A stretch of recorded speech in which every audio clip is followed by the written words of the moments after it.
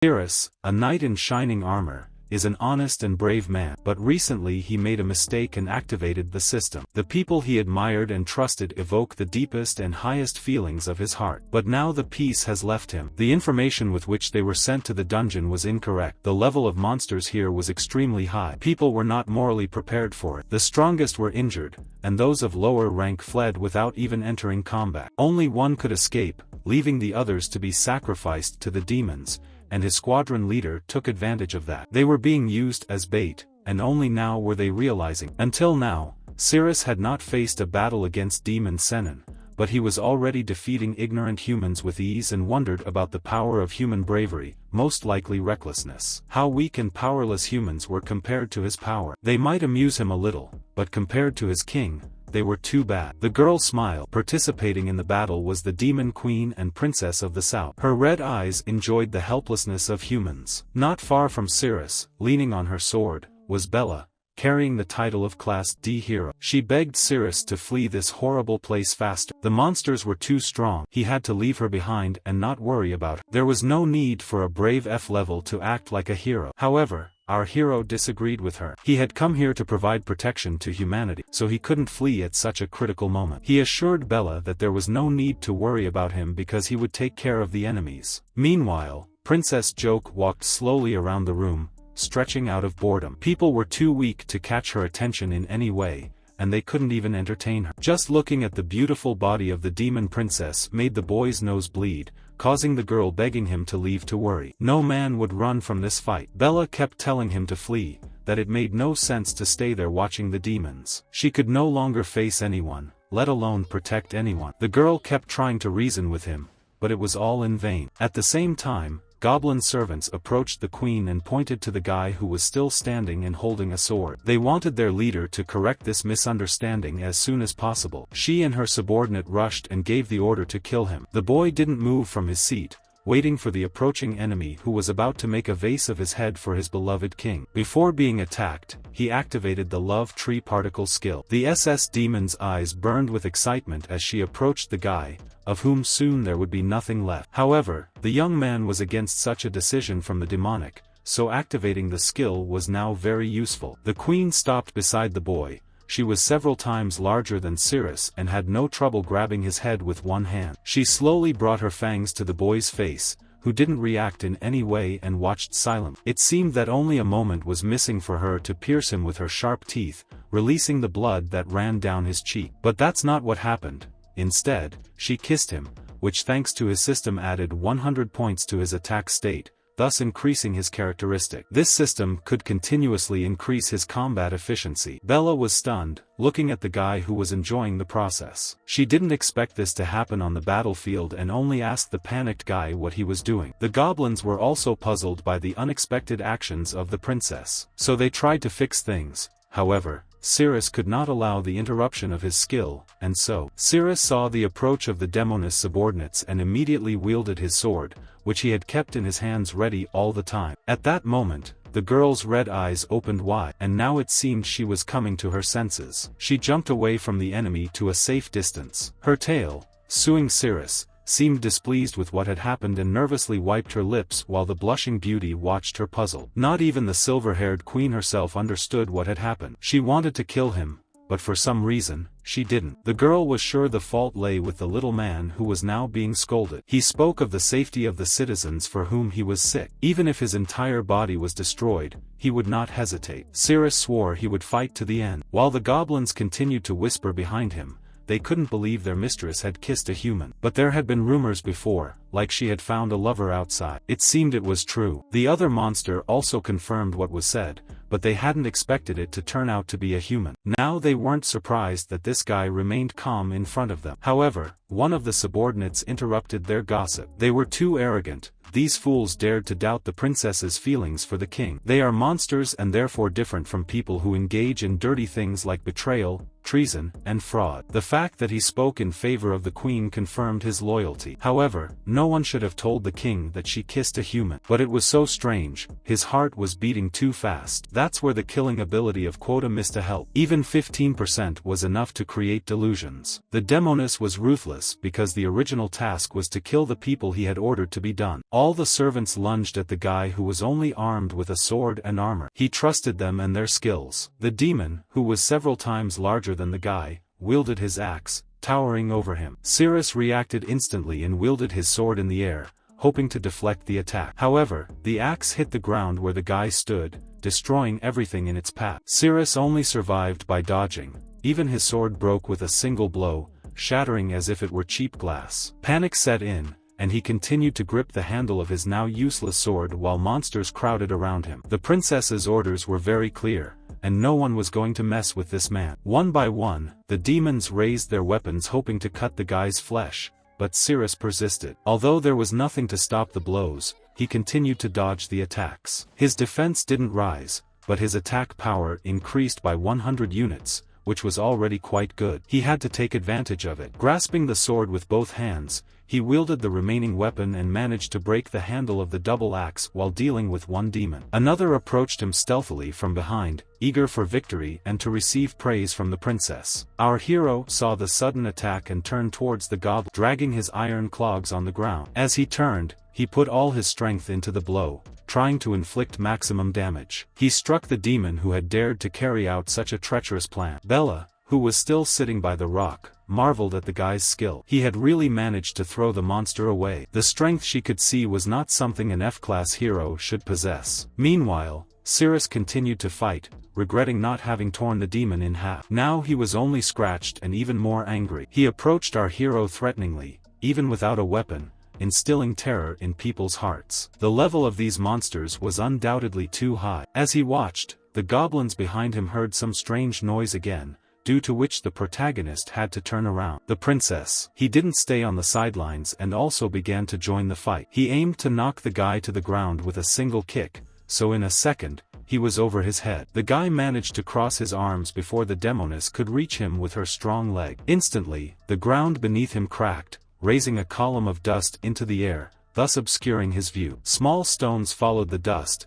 making Bella close her eyes and brace for the explosion. The armed goblins watched in silence the lady's actions, not having the right to interfere in her fight. As the dust settled, the demons could see the southern prince sitting right on top of the annoying warrior who wouldn't surrender. A demon army guy lunged at the motionless boy with a frantic shout and an axe in his hands. Naturally, 3 didn't want to die, and seeing the attacker, began to think of something. However, the demon, so easily scared, acted faster than the man. His tip was almost as fast as the speed of sound, so when he hit the attacking goblin, he created a loud noise, throwing him aside. The rest of his troops also stopped in their tracks, frozen in confusion. The demon landed on his back with a dull thud, his armor clattered, and he dodged the axe he had accidentally let fly. The minions waited in silence for their princess to explain herself. She didn't hesitate and at the same time asked everyone to listen to her. From that moment on, she prohibited her subordinates from doing anything, as the troublemaker would become her meal. The silver-haired queen continued to hold the guy while observing his stats. His anxiety index was at 91,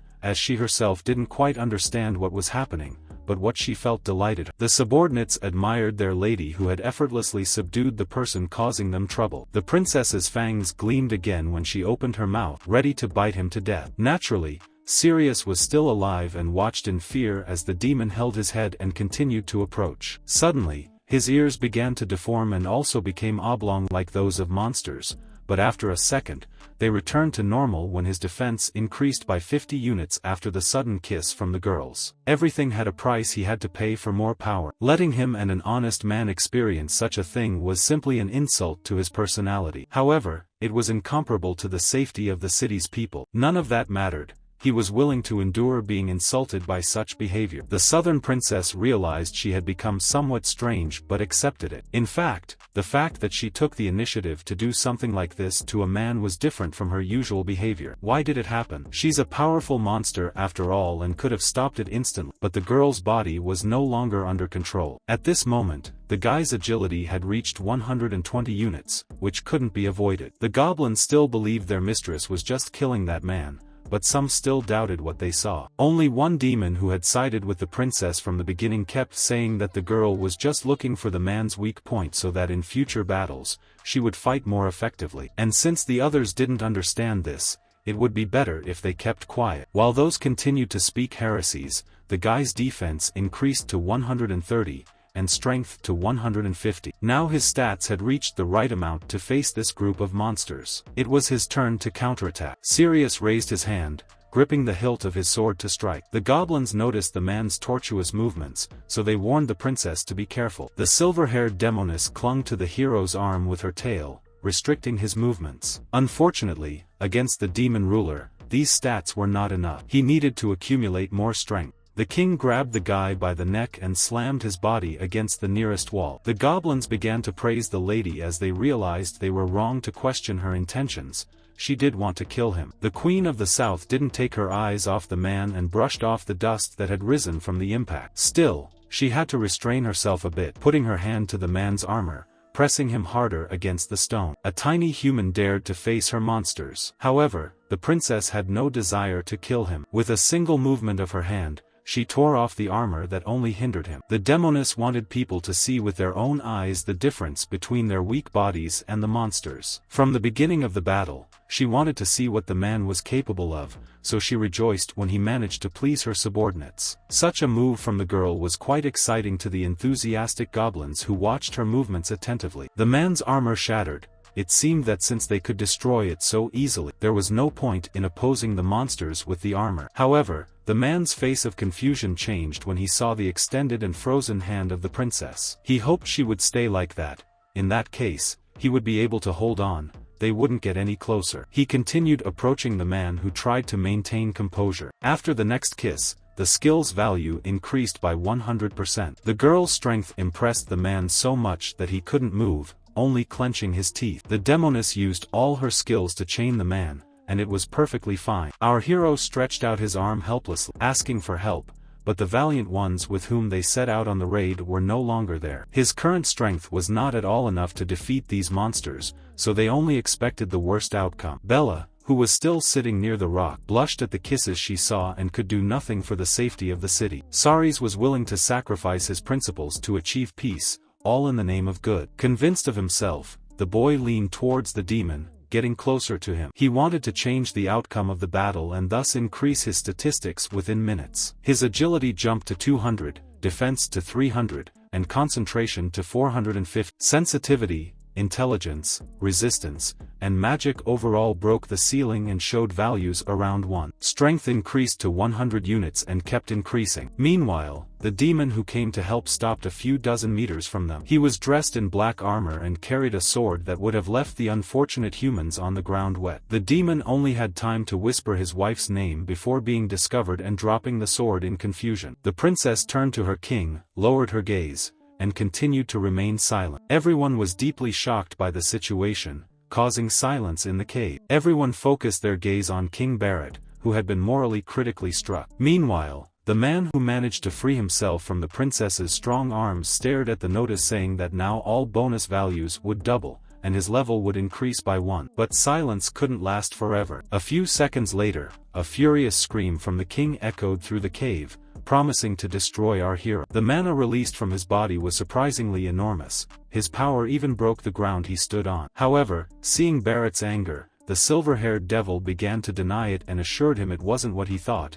asking for a chance to explain. But for Sirius, it was unnecessary. He already expected to have reached the appropriate level. Barrett's eyes expressed the horror filling his heart at the betrayal to the queen he trusted. With all his anger, the demon turned to Sirius, yelling at him to stay away from the woman he loved. His movements were so fast that only a blur could be seen. The Painicho of his aura wielded a sword in front of the boy, but luckily, the young man had his broken sword at hand, which he used to soften the blow. The remnants of his armor flew off and shattered on the ground. The young man was thrown so far that he found himself near Bella, who was at the other end of the cave. The girl was worried about him and immediately ran towards him, asking if he was okay. However, the guy managed to absorb enough demonic power and increase his defense before the appearance of the king. He stood up and still managed to withstand it, which reassured his companion a bit. During the last attack, the Demon King instantly appeared in front of our hero, who couldn't help but be amazed. Not only was the speed but also the strength of the attack great. He was extremely tall, which necessitated thinking of an escape plan. The merchant promised the king that this would not happen again. But what did he see? Now the queen sat on her knees in front of him and looked away. Still, she had in front of her a king of level A. Barrett stirred in Geneva,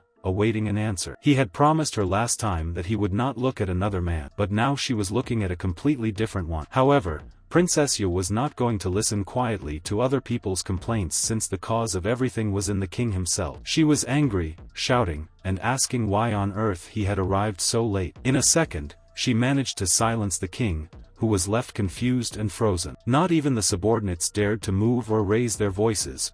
They continued in silence, watching the confrontation. The queen kept saying that Barrett was to blame for everything. If he hadn't arrived so late, she wouldn't have made the same mistake twice. The demon was wrong in his actions but still had the courage to ask him such stupid and threatening questions. She didn't let him get a word in as she continued to attack the king. If he had been walking for so long, what was the serious man doing? She asked, pointing at him and demanding an immediate answer. He thought for too long, which offended the girl, and she moved away from him. Barrett begged his beloved not to be angry and admitted he was wrong. He had recently realized the number of people fleeing the cave and had gone to take care of them, which is why he hadn't come to her immediately. The king promised her that next time this would not happen and begged her to forgive him. The goblins watched in amazement as their king really felt great affection for his mistress. He was even willing to bow his head and admit mistakes. So it was no wonder he could marry a monstrous woman like the princess. The level of trust between the subordinate and the king remained high, so one of them wanted to remain single while the other was impressed by what he saw and decided to declare his love to the young lady the next day. Still, it was a good time to escape while they were having a family quarrel. Cirrus wanted to slip out of sight as soon as possible. Right now, the difference between him and this monster was too great. The princess continued to shout and cry under the constellations. The king was heartbroken by her tears. At this, the goblins had their own conversation and asked their colleague not to get involved in the argument because he would beat him up. In this indignation, the young man helped Bella to her feet, asking if she could walk. If she couldn't, he would carry her. However, the girl declined the help, even though she had a broken leg, but that was nothing to her. The princess continued to play the innocent sheep, accusing Barrett of all the sins. He arrived late, and that's why the men managed to seduce her. Her loyal and pure love was almost tarnished. The man reassured her and shifted the blame to Cirrus. Remembering the man, the king's face twisted toward the boy, and the man whispered that he would kill him. The princess shouldn't feel bad, so it was worth destroying the guilty one. But the silver-haired girl stopped the man, falling at his feet. The king was the love of her life, and even if they died, they would be together in oblivion. How could she love other men? Her plan was cunning, but feasible. He entertained himself until the last moment because the demon was immobilized, screaming to his foolish subordinates to stop the men fleeing while the girl told him she liked his majestic and dominant gaze. However, the goblins couldn't follow Barrett's orders. Some time ago, the princess had ordered them not to interfere in the battle, but the king only got angry at the meeting of fools and launched the attack himself, leaving his queen alone. The humans couldn't get far, so it wasn't difficult for the Demon King to attack them. In an instant, he reached them, knocking down the roof and causing rocks to fall on the heroes. Cirrus moved the paralyzed girl aside when the Demon King appeared personally in front of them. He was furious because the young man dared to seduce his favorite woman, so he wasn't going to spare any effort. With a single movement of his hand, the boy took flight, destroying everything in his path at great speed and letting out the same cry of pain. The guy buzzed past the king's subordinates and was thrown back to the princess, who continued sitting on his lap, breathing heavily and superficially, feeling the pain in his chest. His ribs seemed to be broken, making it even harder for him to defend against that damn demon's attack. The speed was too fast to keep up with. Now he was no match for him. The demon was only determined to ruthless bloodshed. So, He headed in the direction the man had flown, even though the queen remained close to him. The king didn't stop. Barrett threatened to tear him apart as soon as he reached him. He wished with all his heart that Cirrus would pay with his life for what he had done, but he had no other choice. All he could do was keep resisting, but the boy didn't expect the system to fail and freeze for use. The young man's eyes opened wide, and a scream full of terror came out of his mouth. He only saw the knife blade in front of him passing a millimeter from his head, but a sudden slap made everyone come to their senses, drawing everyone's attention. The princess slapped her king, not allowing him to harm her. Thanks to that, the weapon passed to the right of Cirrus's head, who was writhing and convulsing. Barrett, unaware of what was happening, froze with his head turned to the side. The boy's life was about to be cut short. So, as soon as he heard the queen's voice, he immediately stood up while the king asked his beloved why she had done it. Cirrus was already running towards the exit. Tears sprouted from the eyes of the horrible and cruel king after his beloved hit him. He felt real pity for the man, even for all the questions the king was interested in. The woman only showed her tongue while smiling cheerfully. At that moment, another notification of a critical morale blow to the king with a level increase appeared in front of Cirrus. He had managed to increase his level again. But would he be able to win if he fought against the Demon King now? There was no time to think about it. So, he decided to face him alone when he was at a safe distance, but for now, he would try to dodge the hot hand. Meanwhile, the silver-haired demoness looked in the direction of the guy as he distanced himself. She could no longer contain her desire. The king thought his queen had lost her mind when she began to free herself from his arms towards the man. A moment ago, she had sworn him unlimited love. So, he held her back, not allowing her to reach him. But the princess kept resisting, and finally succeeded, freeing her hand instantly and began to run away from him. He couldn't stand it anymore, so he chased after our fleeing hero. Finally getting close enough to Cirrus, he pounced on him. She was eager to release her feelings. The boy heard a noise behind him and turned his head, confused by this maneuver. Unaware that demons could jump so far, she clung to him in a hug, pressing him to the ground. Without realizing, she increased the boy's survival capacity to 180 units. The Demon King got up frustrated and stretched out the hand that had held his beloved just a second ago. But in the boy, concentration grew by 140 while the young man suffered under the weight of the demoness. Her strength increased another 210 points, and her perception by 140. Now he didn't resist and let the princess do whatever she wanted. To increase statistics and save people just thinking about it, their agility also increased. The king observed the queen's confused behavior as she struggled to choose her words. He didn't understand why she acted that way. Maybe it was because he wasn't good enough. He had convinced himself that it was his fault, but now he was here, willing to redeem himself. When the king kills that man, everything will return to normal. However, the silver-haired demonic woman refused to accept her old life. She shouted at the demon and asked him to leave, leaving her and the man alone. Such a statement left even the Demon King speechless. None of those present expected to hear from Princess Barrett. He immediately fell to his knees, refusing to accept his beloved's response. He was doing his best to preserve their relationship, but that despicable man had thwarted him. Meanwhile, Bella, although with one leg, ran to rescue her companion. She ordered the shameless demon to release Cirrus and, holding her sword in front of her, ran to the rescue, justifying her rank. The heroine of the class attacked the wicked princess who dared to immobilize her friend. But Cirrus suddenly and inexplicably asked her to stay behind. Princess was not only dangerous with her limbs but also with her tail, which had an arrow shape. She quickly wrapped it around Cirrus, preventing him from attacking, wrapping around his arms and waist. The demon slammed her against the wall, embedding the tip of his tail like a nail into the hard rock above Bella's head. The joke itself kept kissing our hero. No matter how much she turned, she never found the answer to why she liked that guy. All she clearly knew was that he was no longer human. However, deep down, touching the young man brought her joy. Each rose gave her a sense of happiness without reason, raising the hero's power level. However, one must not forget about Barrett. He would not tolerate his betrayal. Princess Ju kept lying to him all the time, leading him by the nose for a long time. The Demon King shouted with all his might that he would not give up. He roamed the cave, forcing his subordinates to cover their ears. He called the demonic woman every nasty word he could remember at that moment. He had been betrayed,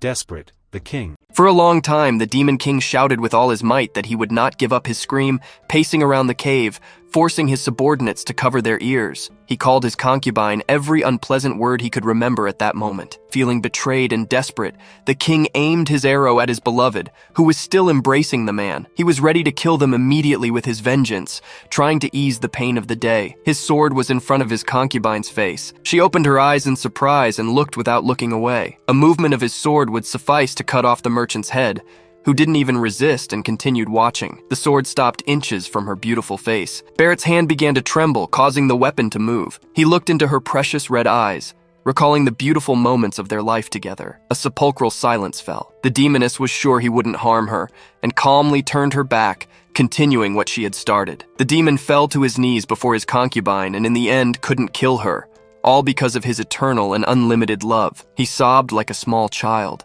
still showing his weakness to everyone present. The king desperately lowered his hands that had just a second ago tightly gripped the hilt. At that moment, his heart filled with sadness mixed with anger and despair, causing his demeanor to become unstable and spread in different directions. The demon king had completely lost touch with this world and was preparing to self-destruct. Returning to herself, Princess Jo let go of the guy and turned to Barrett, asking him what he intended. The goblins, who were quite far from the Lord, also immediately realized what could happen. Some shouted that they were innocent and should stop. Others were outraged because they disobeyed orders and tried to escape.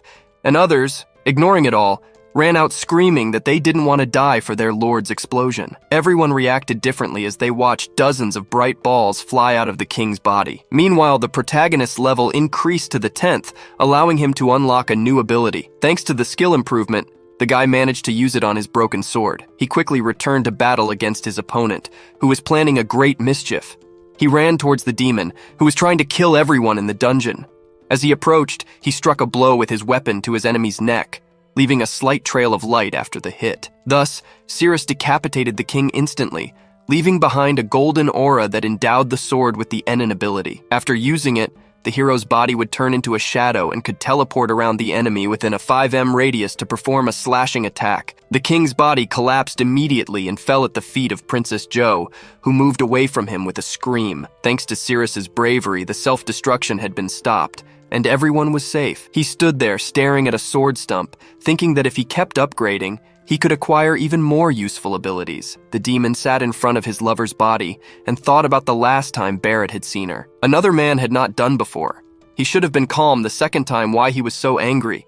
The demonic really did not understand why her man seemed so pusillanimous, while he continued to whisper the lack of such an important part as the head. The princess was greatly surprised when the body of the king hugged her with all his strength. She screamed loudly out of fear, attracting the attention of everyone remaining in the cave. Her surprise was so great that she relaxed the tail with which she held Bella. The girl immediately rejoiced at her freedom, but could do nothing and began to fall to the ground. If the body did not speak, one might think it was the love of a man who did not want to part from his beloved and wished to be with her forever. However, that was not the case. While closing, he trapped his falling friend. The strong hands of the demon squeezed tighter and tighter the body of his beloved, whispering for her to accept him and die with him. But the demoness opposed, so she kicked and screamed that she did not want to die. Barrett was about to undermine everything around him. For the second time, the Princess Sur cried and begged to be released. She desperately pulled herself while still screaming furiously, but there was no way out. She begged for someone to save her, but there was no one else in the area. Only humans. Cyrus was not going to throw her to death and grabbed his sword and bravely rushed towards them. He struck the weapon against Barrett's strong arms, causing him to loosen his grip. Cuss snatched the demon from the dominant arms of the king and began to move away from the bomb that could explode at any moment. The king did not give up in his endeavor to grab you until the last cry of his name. However, it was impossible to delay. His body began to glow suspiciously quickly, which only increased the feeling of unease. A bright flash appeared instantly behind our heroes as they exited the cave. The light first illuminated them and then reached the shockwave behind them. With the same speed, a shockwave arrived that lifted the top layer of the ground, clouding the view. They barely managed to escape from that horrible monster that wanted everyone to die. Even after its disappearance, they continued to fall into the hole formed by the explosion, without realizing that the princess began to glow with an intense pink light. Before slowly disintegrating into particles with a loud sound, they fell plummeting to the cold ground. From a great height, they collided with the hall of some huge building. Sir was surprised that they had managed to escape from that cursed place and put his hands to his chest. Breathing heavily, they had fallen to the bottom of the dungeon.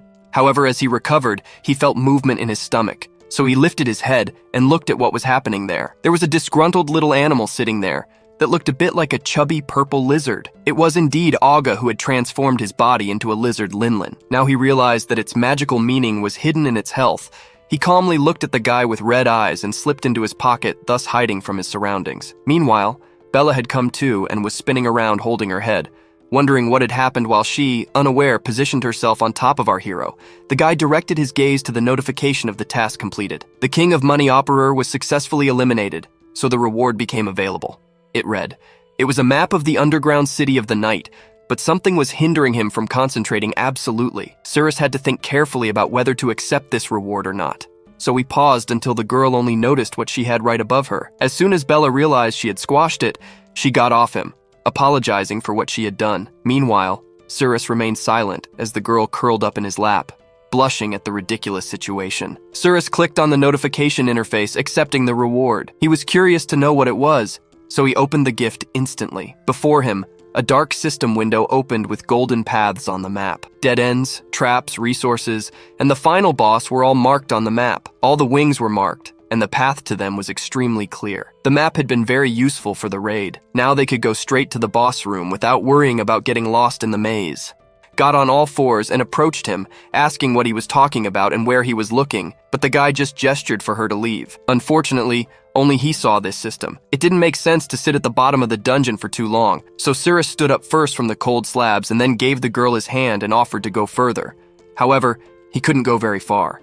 Suddenly, his heart started beating frantically, causing him a lot of pain. He stopped when he felt something that made him tremble. It was just a moment before he was on his knees, spitting out purple puree. He was vomiting. The girl was startled to realize that something was wrong with the guy so suddenly. Why did he suddenly feel so bad? However, there was nothing she could do to help. Suddenly, the sharp pain changed location and migrated to his pinky finger, coloring the blood vessels purple, which could be observed even by naked eyes. Cirrus felt as if he were being cut from the inside and screamed, squeezing his hand to alleviate his own pain. His pinky fingers seemed to melt before his eyes, a pure liquid oozing from them, hissing and bubbling, obscuring the first signs of failure. His screams were incessant. The pain was so infernal that he thought he was dying. Our hero fell on the tiles, rolling from side to side without the girl being able to prevent it.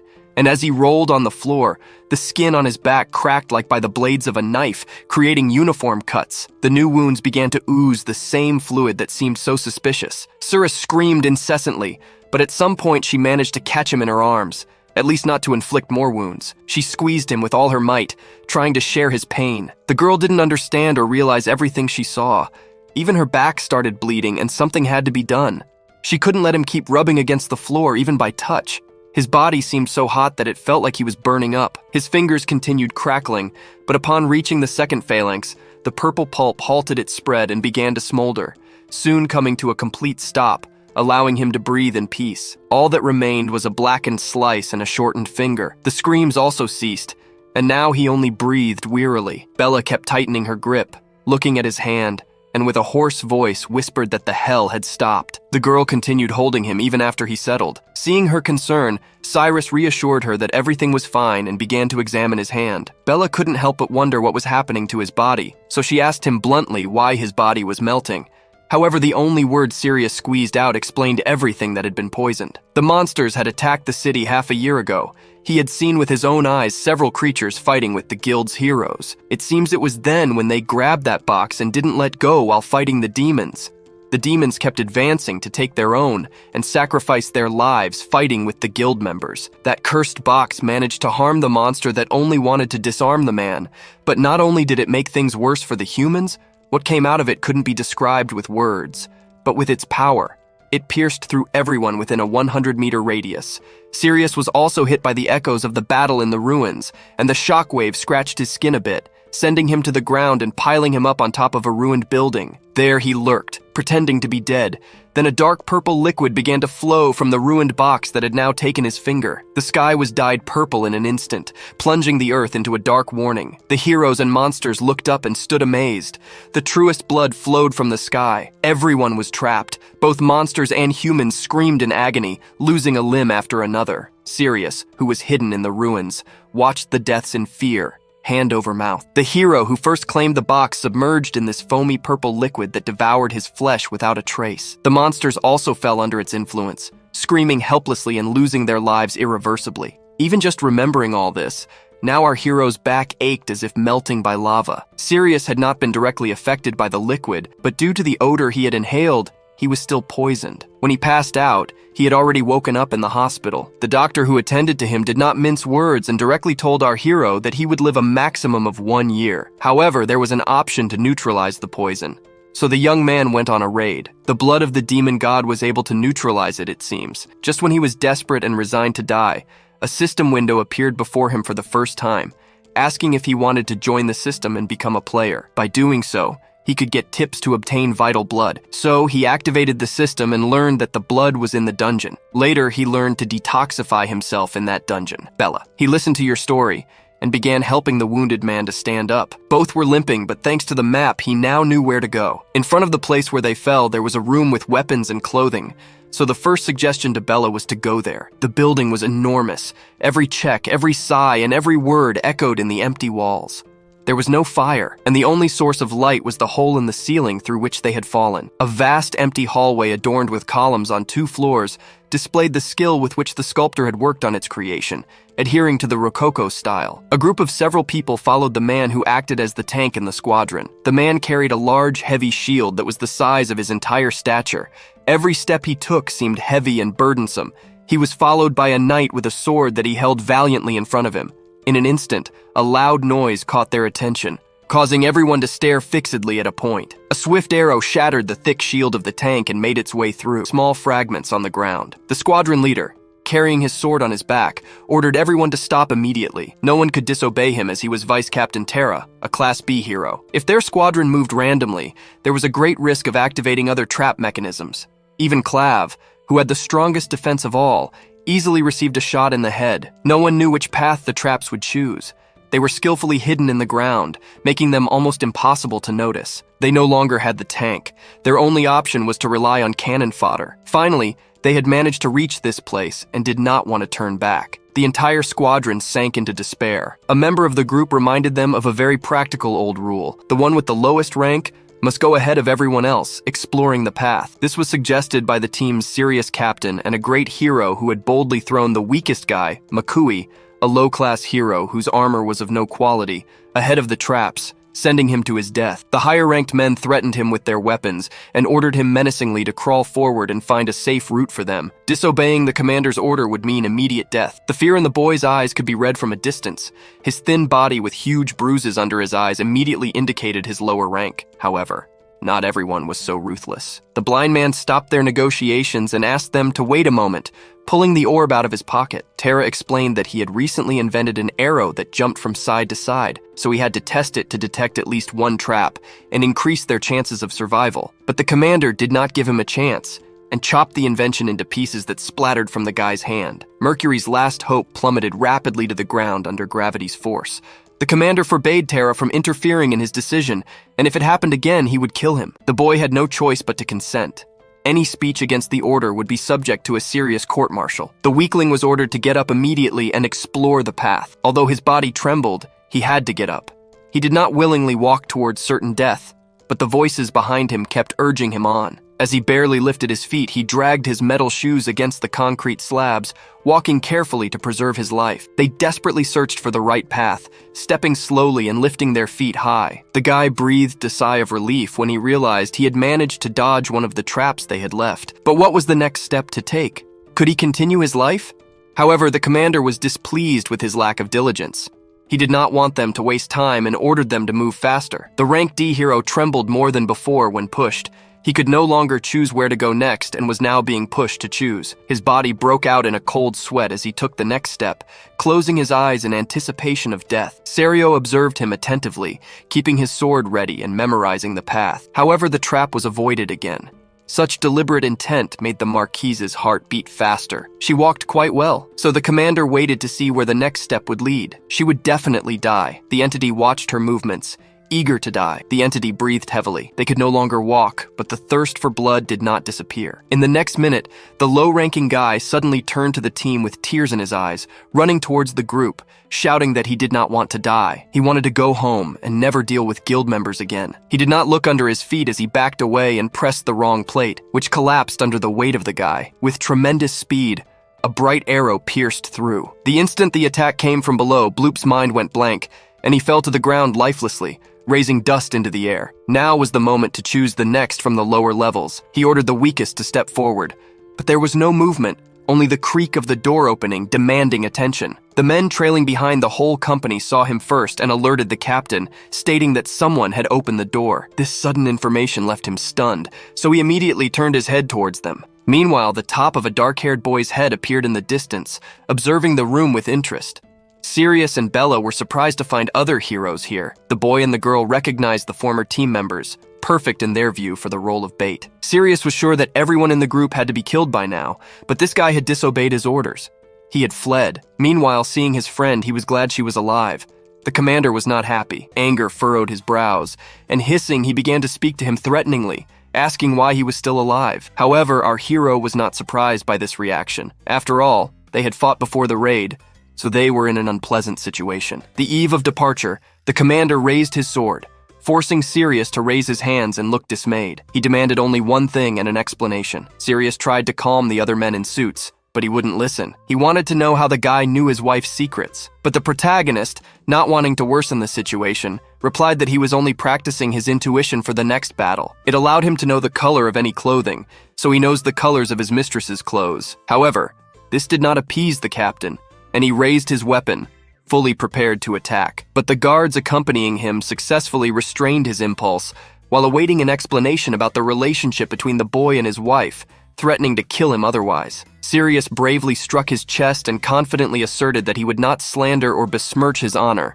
and to justify his actions, he was ready to demonstrate what he was capable of. After so much training, he instantly said what he was wearing, and with whom he was going out at that moment, leaving the captain and guards stunned and surprised to hear such heresy and recklessness. The guards agreed with the Lord, and we are ready to kill the young man here and now, but it would be impossible to kill him in the city. So another subordinate warned that if someone discovered his corpse, everyone would have unnecessary problems. The best punishment for him would be to put him in a group or as bait, which they were willing to do. Sirius heard this while wrinkling his nose, but did not interrupt. Only thanks to this could the protagonist join the raid to continue his search for the antidote. Now he was just wandering in search of a new team, but he was lucky to come across another group. Meanwhile, the captain stepped forward and, pointing to the young man, ordered him to come closer to him because as the leader of the expedition team, he had the right to use his abilities. But the boy stood still as if he were being yelled at. Although he hadn't seen what was happening before, the young man guessed he wanted to send another low-ranking man to death. Even the terror of realizing it,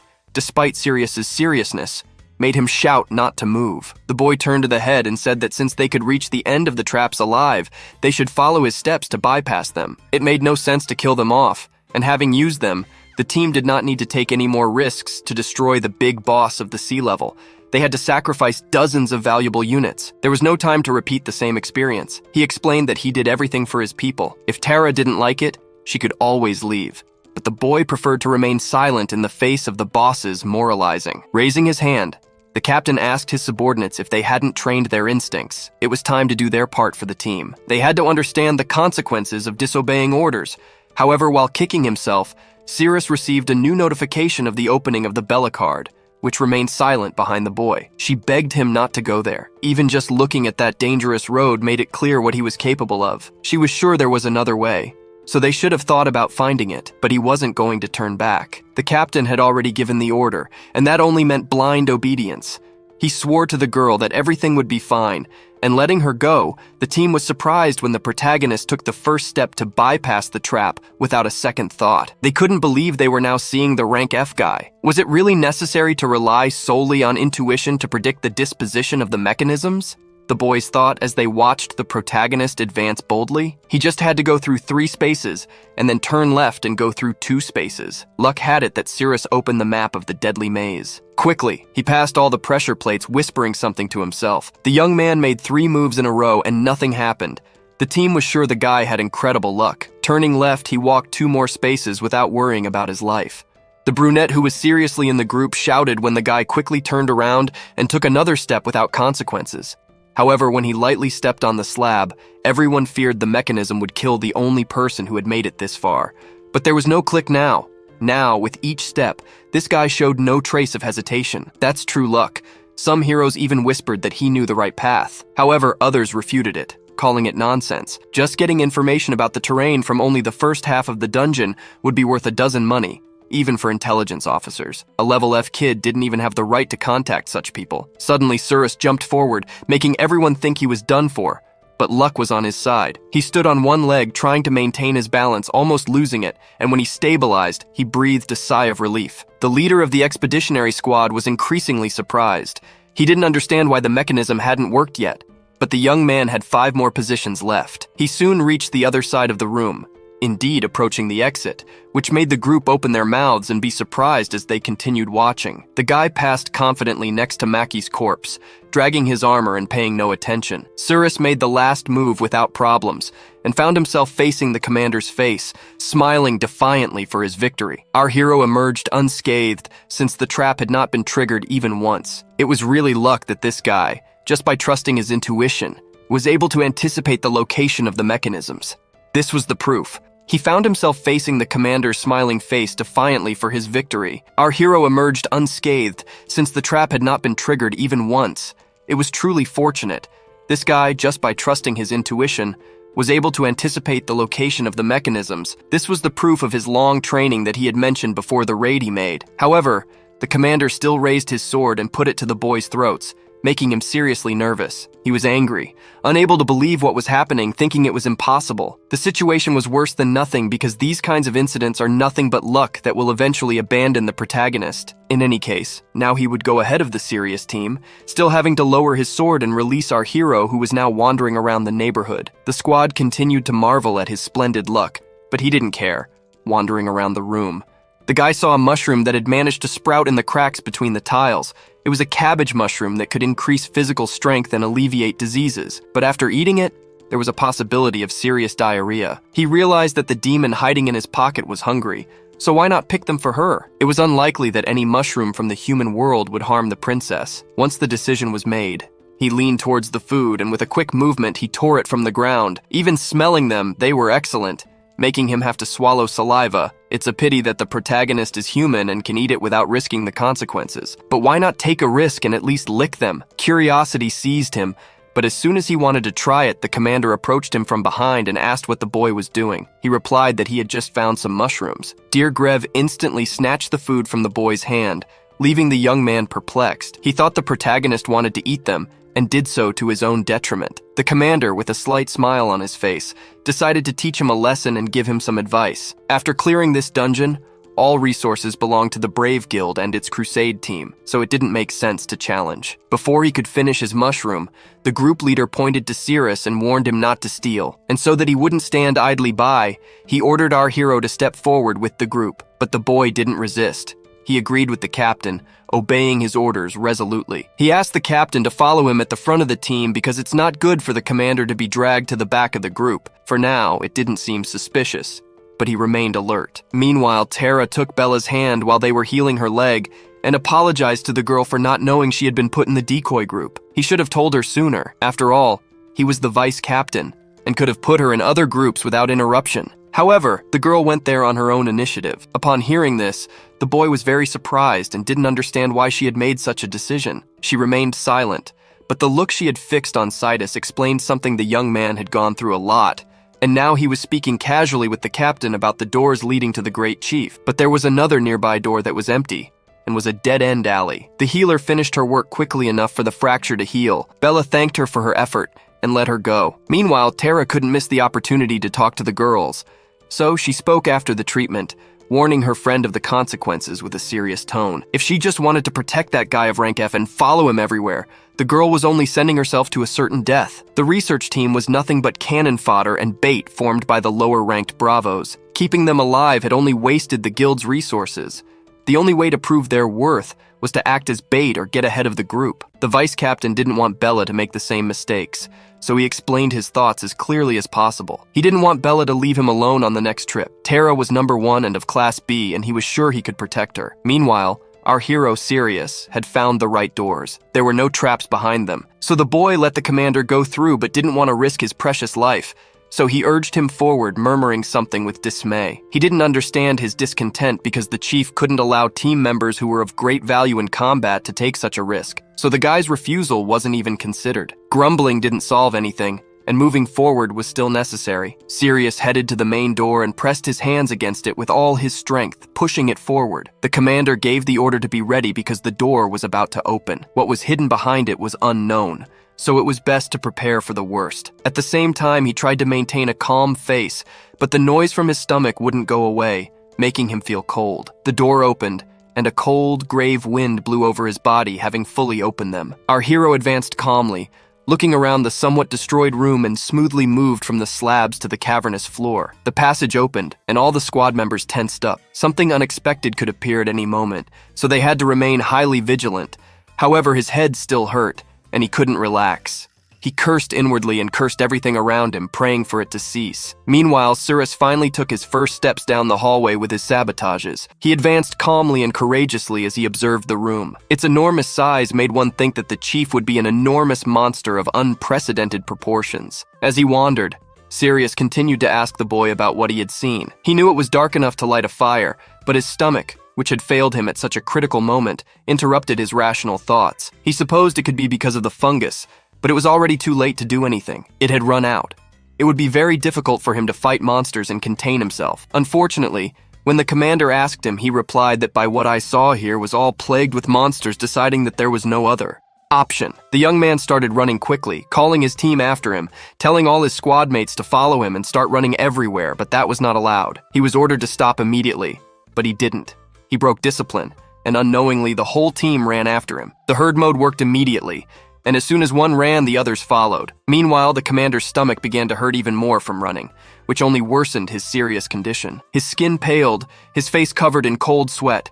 He struggled to contain himself, but he held on with all his might. Suddenly, the smell of sulfur wafted through the air, causing everyone to cover their noses, thinking of poison. They all perceived it, but shrugged it off, fearing for their lives without thinking of the traps. People started running faster. Who would know that behind that door there was something so dangerous? But why was the smell so familiar? The embarrassed commander couldn't contain himself and hid his shame, ordering not to speak nonsense and to run faster, or else everyone present would be poisoned. After running halfway down the hallway, he sternly ordered the boy to stop immediately. The protagonist complied with his request and leaned against the wall from exhaustion. The group leader angrily approached the boy, repeating his name as he tried to catch his breath and asking him what was wrong. Meanwhile, the frantic commander shouted at Sirius if he knew the properties of those mushrooms, if he really knew everything and had let them eat them on purpose. However, the guy didn't outright deny it, and asked with interest about those mushrooms and what they did, but the leader decided to remain silent. Suddenly, the guy really didn't know anything and would be revealed so quickly. However, the young man saw him nervously fidgeting with his clothes and feeling with his fingers. Suddenly, another man appeared behind them,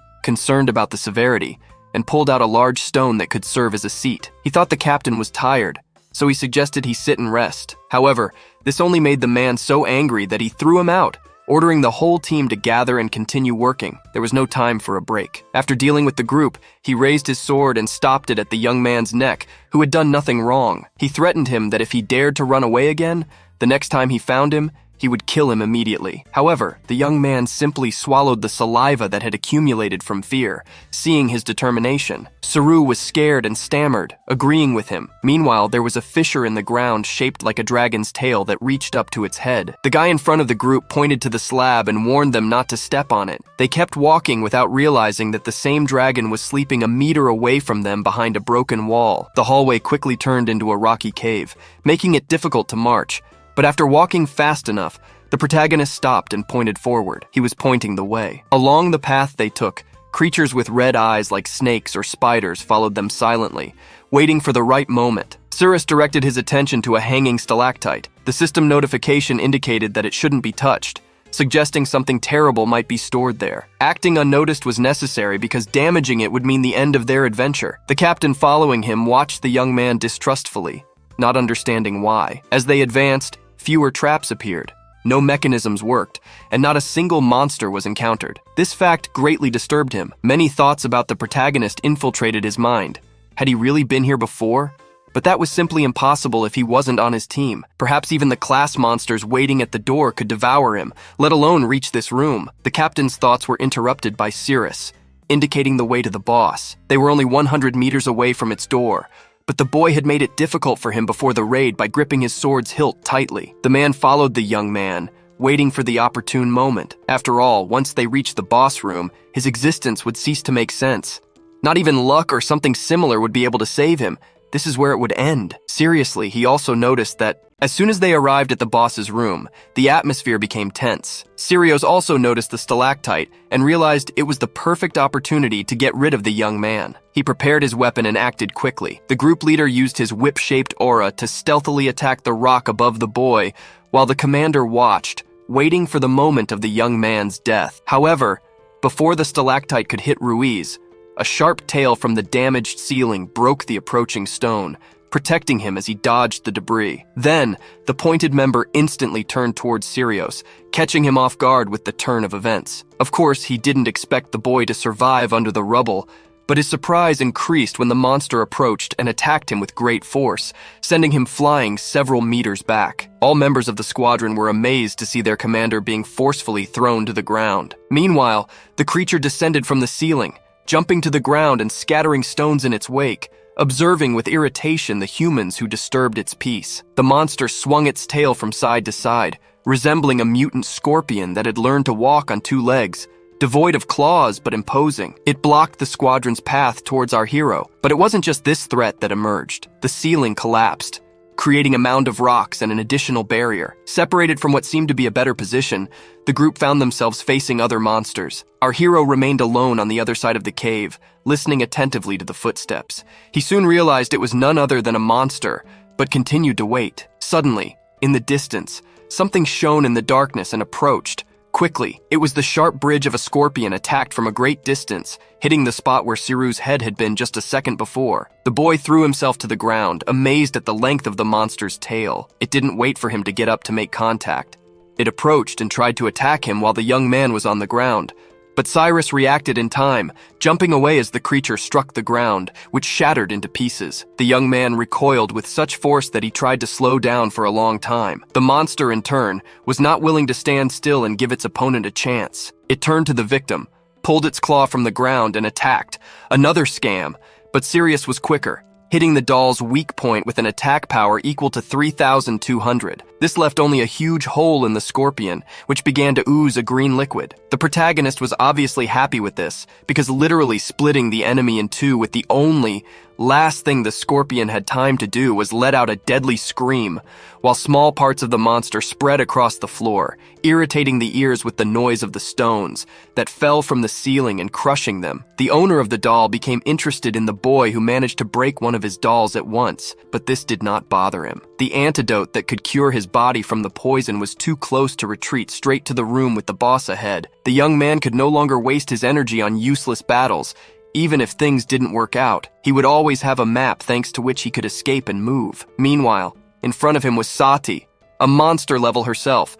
Not she cared about the fate of the scorpion, because she still planned to get rid of the things that originally had any contact with humans. She only wanted to use the monster to tear out the pressing while praising the young man for his courage in facing her directly. However, she held him by the chin and warned the unfortunate that Lord did not like people entering. In his room all the time, the protagonist's thoughts were occupied with something else. The monster was too strong to allow him to blend in with the others. He decided to act on impulse and bit his own fingers, even with Sail holding his chin, the girl instantly blushed and shouted, "Ow, feel the saliva on your limbs," and the people were not allowed to touch her. Because it was very disgusting, however, the dexterity of the young man increased instantly by 120 units point while dealing with the third. The very phantom continued to attack his opponents, killing them with the tip of the tail. The scorpion breathed heavily, releasing a thick and green liquid from its mouth, but it was no less relentless, and continued to fight against Bella, who was in the middle of the group the whole time. She found it very suspicious that the monster itself had not attacked for a long time,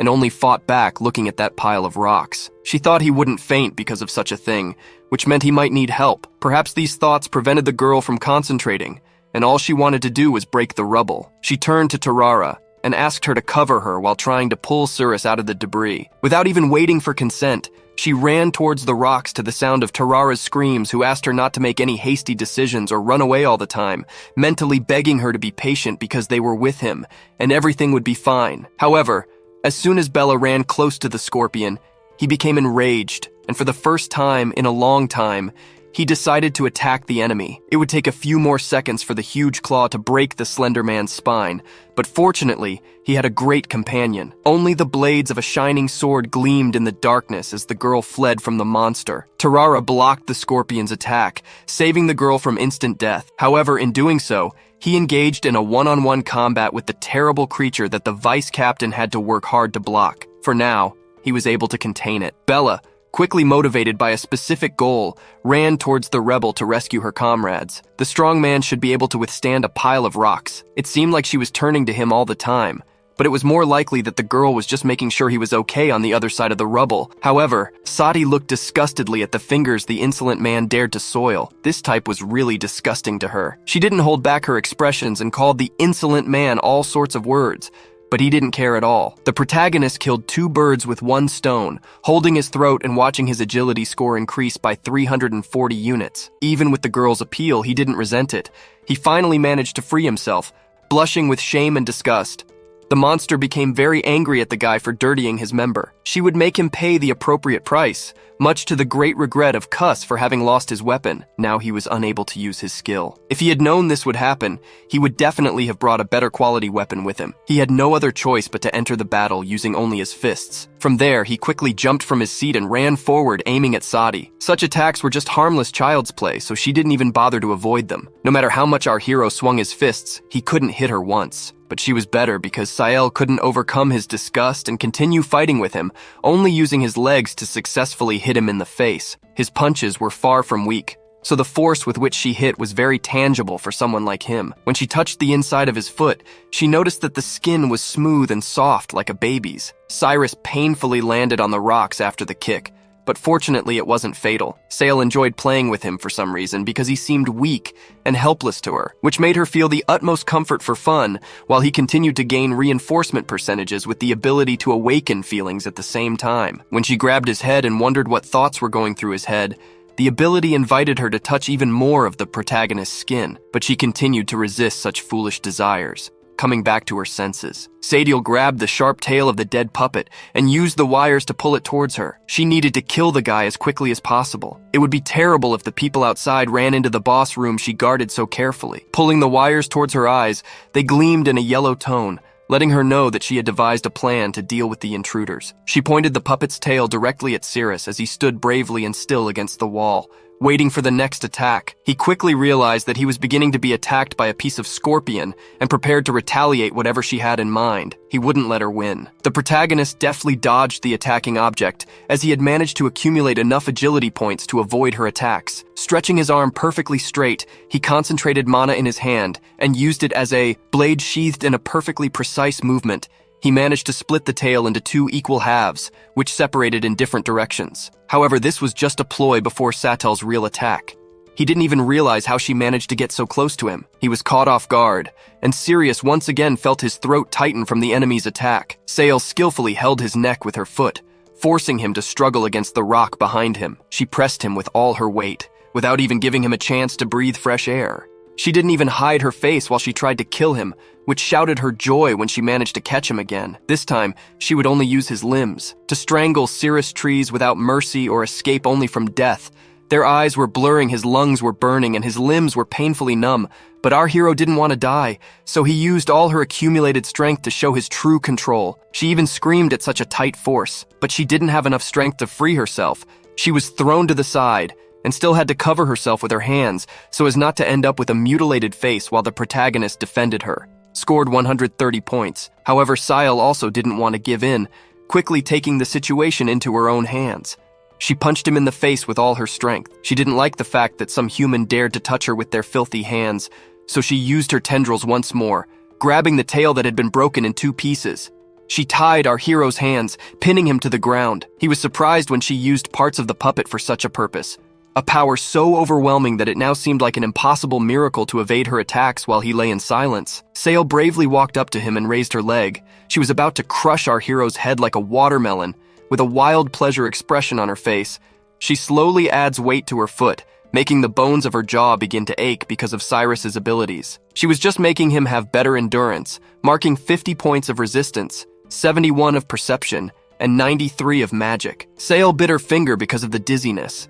It was strange for her to feel happy about stepping on a human. Thus, she wanted to walk all over his body to try to figure out what was happening. This was how the value of the mixture of feelings reached 76%. She thought people deserved nothing more than to spread out on the floor, letting others walk over them. So she kept pulling the wires, while the scorpion puppet, which was fighting against the group of humans, could hardly stand, feeling the emotions of himself. Terra thought naively that the monster was beginning to lose ground, so she ordered the others to maintain the formation and keep moving forward as they had almost won already. But on the other side of the wall, Cyrus continued to receive mockery as he walked on his body, adding points to his attack power. Not only did it benefit him, but it also provided him with the pleasure of experiencing new emotions. The value of the mix of feelings had reached 90, so the scorpion was also affected by it. While Bella ran towards the cabin, the puppet's tail was quickly approaching her. Unfortunately, it blocked her path before she could reach the cobblestones that blocked the passage further ahead. Now she had no choice but to retreat, but the monster didn't like it, so instead of a whip,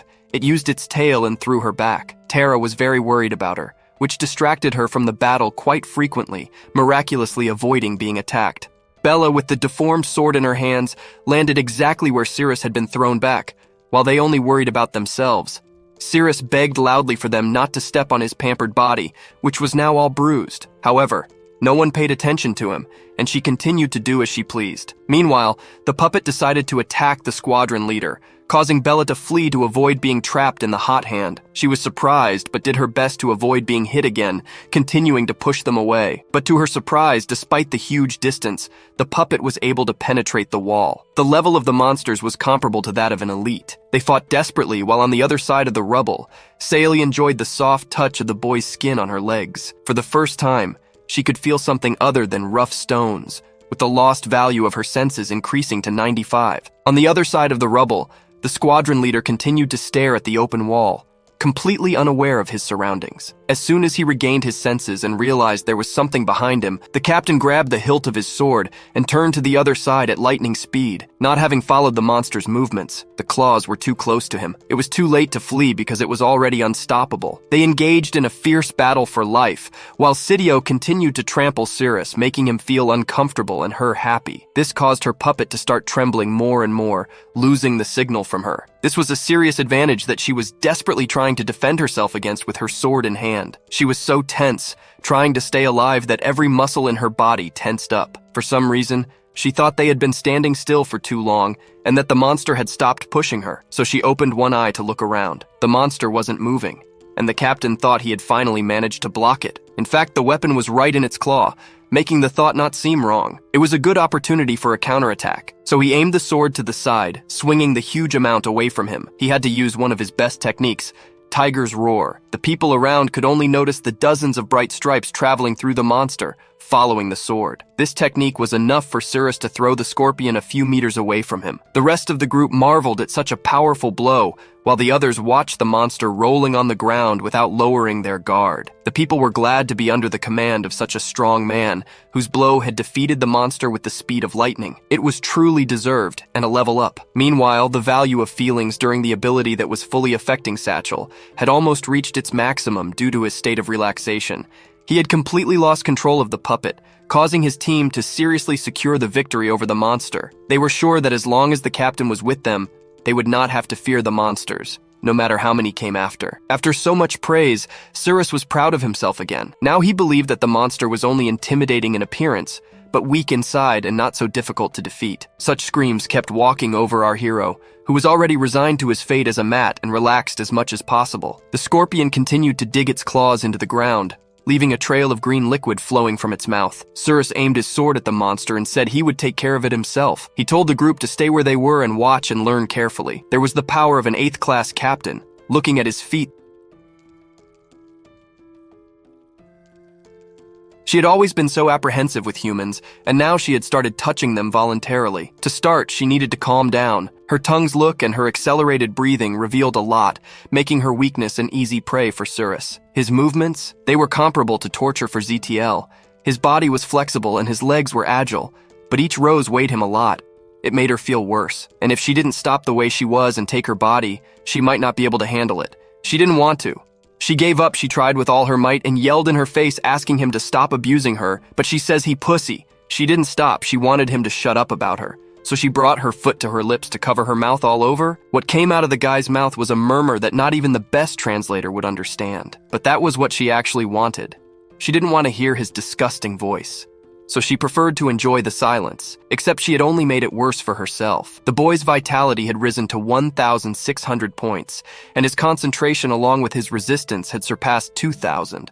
While Cirrus killed the scorpion puppet and cursed all living beings, our hero was gorging on the stupid enemy without realizing that said shell was increasing his fighting power and filling his points, which were already at the limit. Meanwhile, the serious narcissist who was convinced he was stronger than the monster was increasingly surprised that the scorpion's shell continued to contain his attacks. The scorpion continued to emit green liquid from his mouth to try to face the heroes, but a single blow from his sword sent him flying back again. He used his characteristic ability to defend himself from the strong shouts of the Siri squad. He stood proudly in front of the puppet that was still breathing heavily and showing a cold appearance. The monster trembled, lying in the duel, and groaned in pain while the men admired their captain. They were proud that he had managed to knock out the monster blow after blow. They had no idea what was happening on the other side of the rubble and cheered their small victory. Finally, the monster that had so stealthily attacked them from the roof had been defeated in such a state.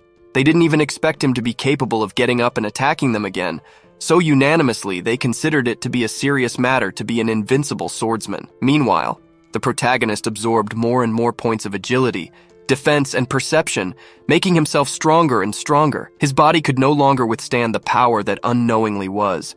Pouring into it, just like the scorpion puppet could not resist the edge of the sword and split into two. Zatiel, for his part, continued savoring the new sensations of touching a human. His mind was so clouded that he was not aware of his actions because the feeling of pleasure was much stronger than his sense of duty. So he would have. Walking along, not for long, interrupted by a rough voice in his head, Key began to inquire about a strange noise outside. At that very moment, a point of illumination appeared in his mind. His eyes widened in horror, and his face instantly covered in sweat upon hearing the voice of his master. He bounced immediately onto Cirrus and stood up while still chained to the ground. As soon as she grabbed him, he stretched out his arms and with all his might broke the shackles that had long been uncomfortable. Looking ahead and confused, she couldn't believe she had forgotten her master's order, which desired the quick disappearance of the human unit. But now that she had come to her senses, it was time to make adjustments.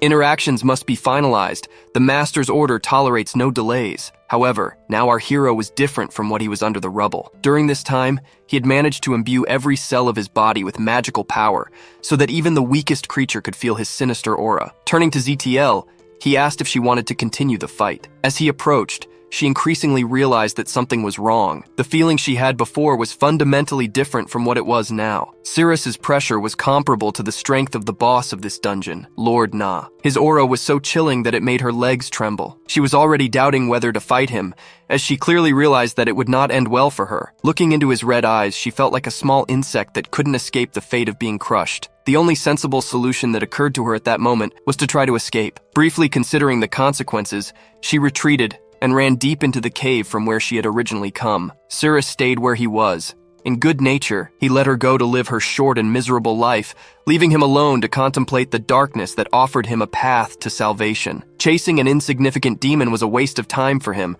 as the ultimate goal was the blood of the demon god lurking in the boss room. Unnecessary actions consumed a lot of energy that he could use anyway in the battle with the boss. Meanwhile, people kept praying earnestly, confident that with him there would be no dungeon they couldn't clear. Alone at the end of the fight, she ran towards the rubble she had been aiming at throughout the fight. As soon as she got close enough to the rocks, one of them shifted aside from the impact of someone's foot. It turned out to be Sirius. She was quite worried about him and asked him how he was and if he had been hurt under the rubble. However, he was fine and smiled awkwardly when Bella swooped down to examine him. She lifted his arm and saw the dust covering his armor in a fine ball, but saw no obvious damage. It was then that she speculated that he might have internal bleeding and insisted that he be examined by a doctor. Only one person in the squad was not happy with his return, and clenched his fists tighter and tighter as Bella affectionately asked Cirrus to let her know if he felt worse. Meanwhile, a solemn figure absorbed in glory called the whole team after him, promising to show them his true strength and destroy the boss on his own. He was sure that the danger of this dungeon was far from sea level, but much lower about one of his eyes. They even shone brighter, calculating the reward at sea level, which ended up being lower if he managed to carry out his plan. The guild would definitely promote him and pay him a lot of money. As they anticipated their victory,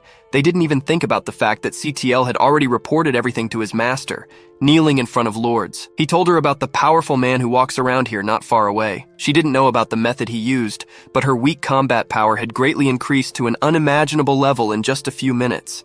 She warned her lord, and told him to be careful as he stood before a stone altar full of incandescent liquid, and performed rituals that only he knew. Nay was unhappy with his decision to intrude, but she didn't shout in a hoarse, aging voice.